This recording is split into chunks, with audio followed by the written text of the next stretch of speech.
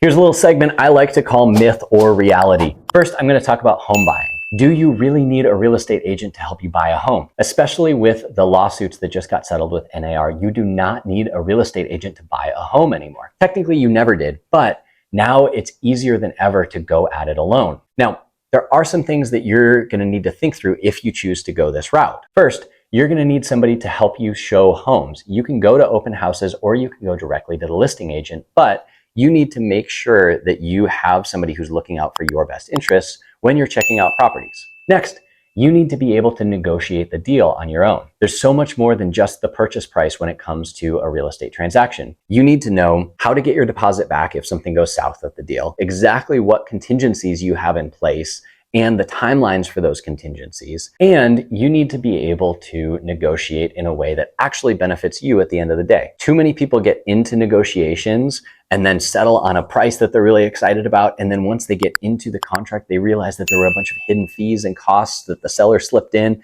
that they are now going to be responsible for as a buyer, that their real estate agent could have caught and made sure that that didn't happen. If you go at it alone, you also are assuming all of the liability of the home purchase. You are the one responsible for reading all of the seller disclosures, making sure that they're telling you all the things that they need to tell you about the property.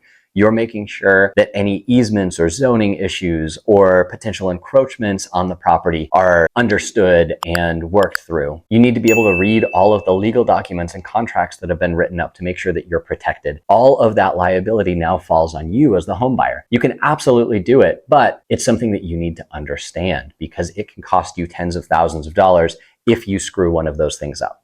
That is what a good real estate agent is for, and they will help you go through those documents, just like a good attorney or CPA will use their expertise to wind up saving you money and working in your best interests. Now, if you're selling a property, do you really need a real estate agent? Especially with the recent lawsuits, you may say, wow, I can sell my home without a realtor now. Technically, you always could, but the big issue that still sits in sellers' laps is access to the MLS. What the MLS is a collection of local real estate boards. Think of it like a bunch of local magazines that people put advertisements in for the local properties that have come together and said, we will share our listings. If you put your listing up in San Diego and we put ours up in Orange County, we're going to go ahead and share and swap listings, and you can see all of these. Those are still only accessible by realtors. Or by real estate agents, and you as a seller do not have access to that. You can still post your property on Zillow, but it will be hidden in the for sale by owner section because Zillow makes a ton of money off of real estate agents and prioritizes and has a separate category for properties that are listed on the MLS. So I would still strongly advise you to talk to a real estate agent if you're looking to sell a property, because you will get